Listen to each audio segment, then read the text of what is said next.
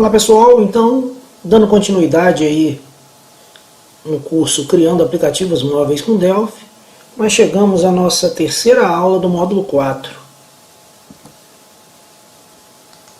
Nessa aula nós veremos como criar um novo Server Method, trabalharemos nesse Server Method com herança, abordaremos aí a diretiva de compilação MethodInfo, vamos configurar o Server Class para fazer a exposição desse Server Method e fazer alguns testes. Essa aula ela é bem mão na massa, bem hand-on, então nós vamos direto já para o Delphi. Então vou abrir aqui agora nosso grupo de projeto. Então vou acessar o nosso servidor. Lembrando que vocês já construíram aí o Server Method gerais,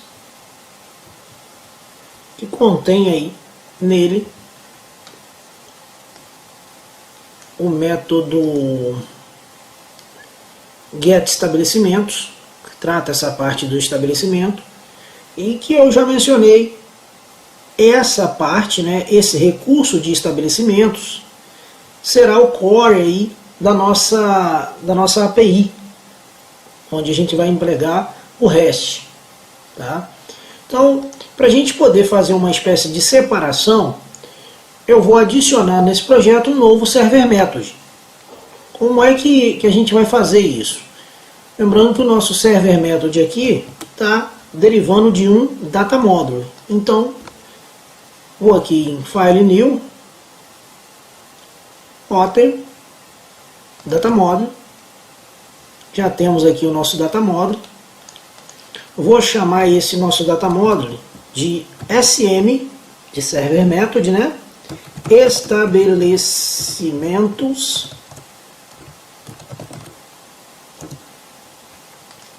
Salvar também a unit. Vamos chamar ela de UNT SRV método estabelecimentos. Uma vez salvo o nosso novo Server Method, vamos iniciar aqui o processo. O que diferencia o Data Module Server Method que você criou anteriormente pelo Wizard para esse que você acabou de criar é uma diretiva de compilação chamada MethodInfo. Então o que a gente vai fazer aqui? Você vai notar que aqui no seu Server Method criado pelo Wizard, você tem aqui ó, MethodInfo on, ou seja, ativou a diretiva, e quando você termina a classe, você coloca MethodInfo off, desativou a diretiva. O que esse MethodInfo é capaz de fazer? Tudo que está aqui entre a declaração do MethodInfo, no nosso caso aqui é a classe métodos gerais, né? Tudo que está aqui é exposto pelo Server Class que você determinou pelo servidor. Então, quando você faz a MethodInfo on, você está dizendo para o seu servidor que esses caras, esses métodos, devem ser expostos, podem ser visíveis lá no lado cliente. Tá? Então, o que nós vamos fazer aqui? Vamos colocar a nossa classe estabelecimentos também dentro de uma diretiva MethodInfo.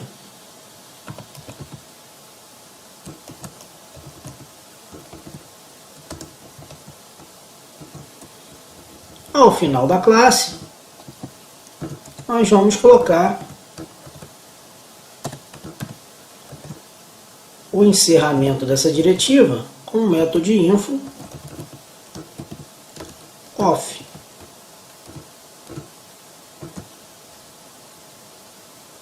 Estou confirmando aqui, não tem os dois pontos. Ok. Isso já nos basta. O que nós vamos fazer agora?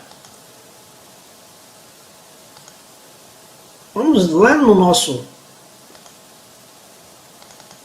Web Module, como é que funciona o método info? O método info ele funciona da seguinte maneira: os DS Server Class é que é responsável por fazer a exposição daquela classe. E o método info diz dentro da classe quem é que deve ser exposto. Então, quando a gente olha aqui, ó, no Server Class que você já configurou, você estava dizendo o seguinte: olha, servidor, você vai expor a classe métodos gerais para mim. Então agora, o que nós vamos fazer? Nós vamos inserir um novo DS Server Class. Eu vou chamar esse cara de DS Server Class Estabelecimentos. Ok? Vou pegar aqui a Get Persistence Class dele. Tá aqui, tá na tela. Vou dar uma Uses Unit, né, Alt F11 ou lá via menu, e vou dizer, olha, você vai fazer o uso da unit que declarei o server method estabelecimentos. Tá aqui, tá feito. E vamos gerar a classe de persistência dele. Então, persistent class recebe o UNT server method estabelecimentos ponto, qual é o nome da classe? TSM estabelecimentos. Ok, com isso a classe já está sendo exposta. Vamos só voltar aqui e configurar esse server class para também fazer uso do mesmo DS Server ali, ó, DS Server 1. Então, vou botar ele bem separado aqui, ó. Já está tudo pronto. O que a gente vai fazer agora no nosso server method de estabelecimentos? Ao invés de ele herdar direto de tDataModule, nós vamos dizer que ele herda, na verdade, desse cara aqui, ó, tserver method gerais. Então, tserver method gerais, vou dar um Alt F11 aqui também, para que essa unit do server method gerais fique visível. Tá aí.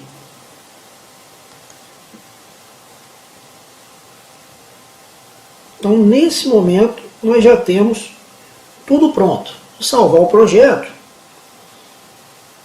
e vou executá-lo aqui, ó.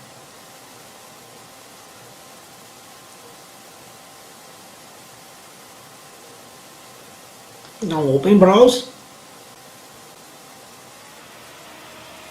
Os projetos aí, está na tela. Como vocês não mexeram em nada aqui ainda, o endereço vai ser .snap REST. Tserver método gerais get estabelecimento, que é aquele seu antigo, né? E vamos ver o que ele vai trazer para a gente. Então tá aí, funcionou. Só que você pode estar se perguntando o seguinte: Landerson, nós não fizemos um novo server method? Eu estou acessando aqui, é o velho. Então, vamos acessar o nosso novo server method, que herdou do server method gerais, correto?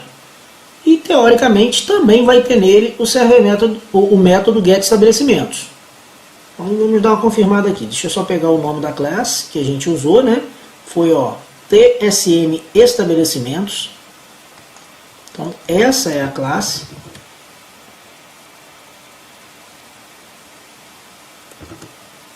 Eu vou aqui no browser e vou trocar. Vamos ver aí se funcionou. Funcionou. Só por desencargo de consciência. Fechar o browser. Vou ao teu servidor. Abrir o browser novamente. Tá aí. Estou fazendo com get estabelecimento, mas o nosso server method estabelecimentos aqui herdou todos os métodos que já estavam no outro. Tá ok? Então, isso aí é só para a gente ver uma forma de fazer essa herança que a gente acabou de fazer para poder transformar esse nosso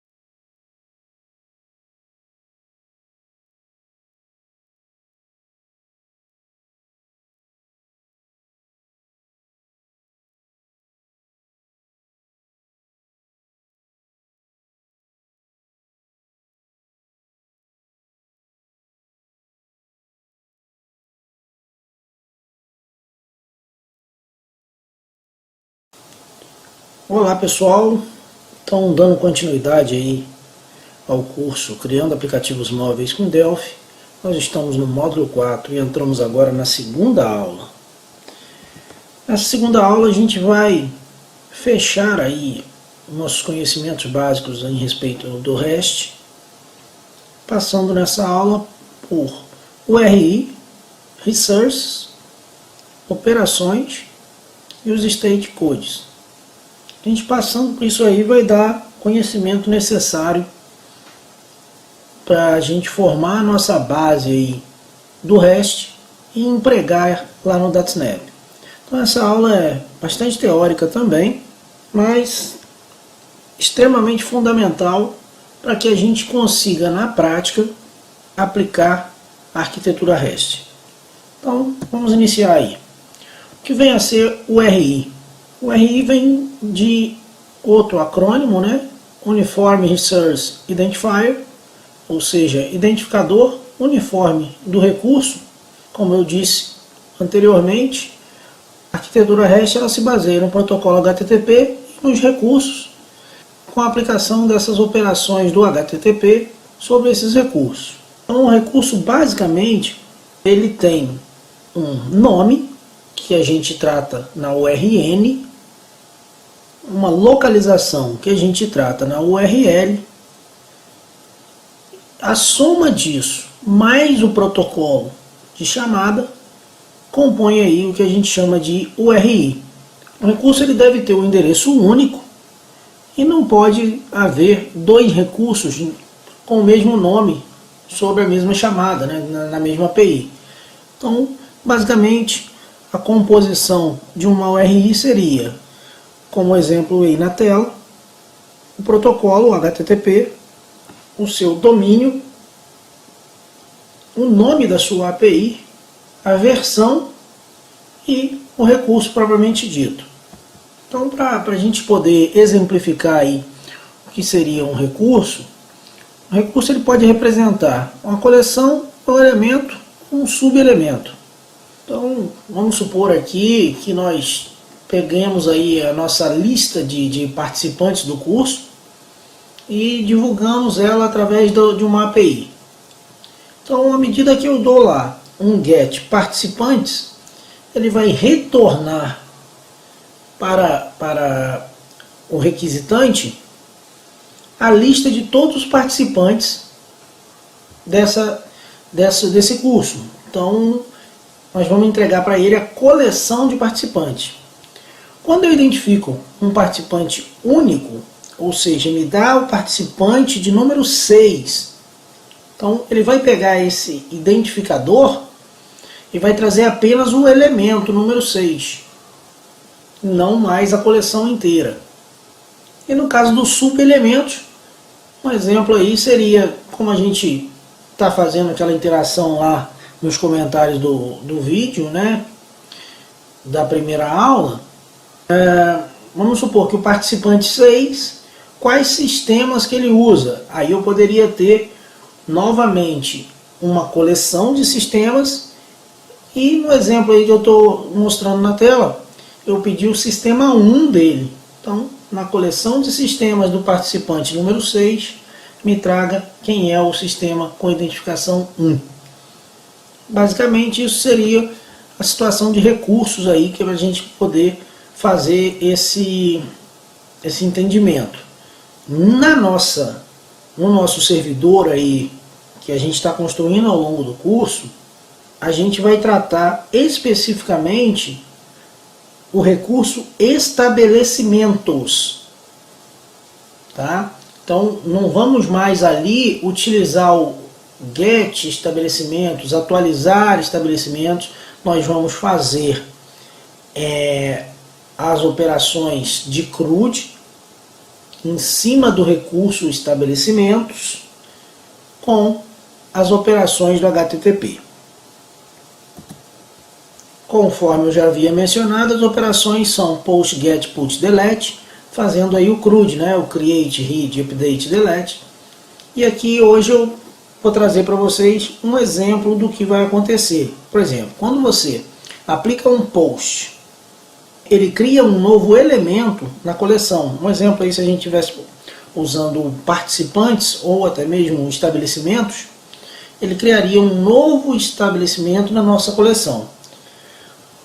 Quando eu estiver trabalhando aqui com coleção e executar um GET, conforme eu falei, ele vai trazer toda a lista dessa coleção. Então ele vai listar todos os estabelecimentos que estão cadastrados no nosso sistema. Um put, que seria na verdade um update, eu não consigo fazer um update na coleção inteira, eu não consigo fazer um update sem where, vamos tratar assim. Tá? Então ele não é aplicável. E eu tenho aí uma outra situação que seria a situação do delete. Repare que eu botei ela em vermelho, porque se você der um delete na coleção, por mais que você disponibilize esse método, o que vai acontecer? Você vai apagar a coleção inteira. Não seria muito inteligente disponibilizar esse método. A mesma coisa ali no caso do put. Você tem um não aplicável, né? Mas pode ser que você faça. Não é aconselhável, vamos tratar assim. No caso dos elementos, não há muita aplicabilidade você dar um post, ou seja, para criar o elemento 6. Por quê? Teoricamente,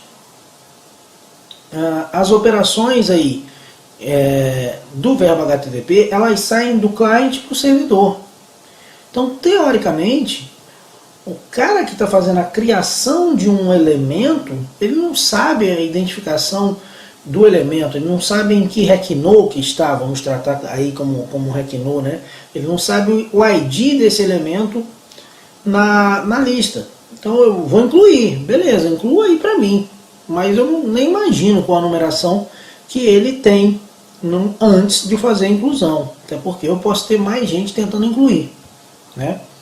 Um GET com o elemento específico vai trazer o elemento específico na tela. Um put vai atualizar esse elemento, e aí caso o elemento não exista, tá? Ele aplica uma espécie de post, aí ele cria, ok? Então vou no elemento 6, ele existe? Existe. Eu atualizo. Não, ele não existe, aí sim ele cria. Então o post não é aplicável, mas o put tem esse poder de fazer a criação. E o delete apagaria esse elemento.